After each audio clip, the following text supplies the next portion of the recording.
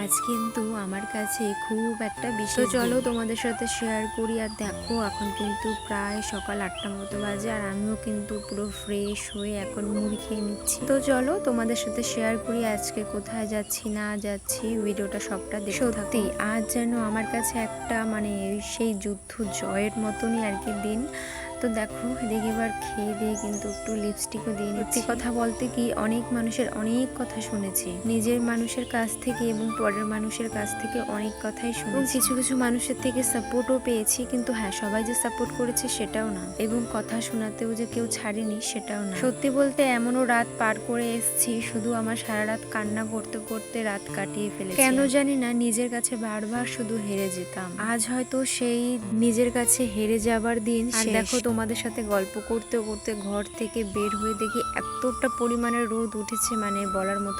আমাদের এখানে এতদিন থেকে কিন্তু গরম ছিল না, মনে হয় যেন বছরের প্রথম এতটা গরম পড়েছে আর এতটা রোদ উঠেছে। আর দেখো এখন উঠে পড়েছি টোটোতে, চলছি নিজের গন্তব্যস্থলে। সত্যি বলতে কি জানো, যদি ধৈর্য আর বিশ্বাস তাহলে তুমি অবশ্যই সফলতা পাবে। আর আমি আমার জীবনে এত সমস্যার সম্মুখীন হয়েছি যা বলার মতো না। আমি শুধু ভাবি যে সমস্যা আমার পেছন ছাড়ে না, নাকি আমি সমস্যার পেছন ছাড়ি না। যাই হোক পৌঁছে গেছি আমি আমার গন্তব্যস্থলে। আর তোমাদের বললাম না আজ যা গরম পড়েছে, পুরো একদম ঘেমে ঘা হয়ে গেছি। তো যাই হোক এখন শুধু অপেক্ষা সেই সুন্দর মুহূর্তে। জানি না আমার ডাক কখন পড়বে, এখন শুধু অপেক্ষাই করে যেতে হবে।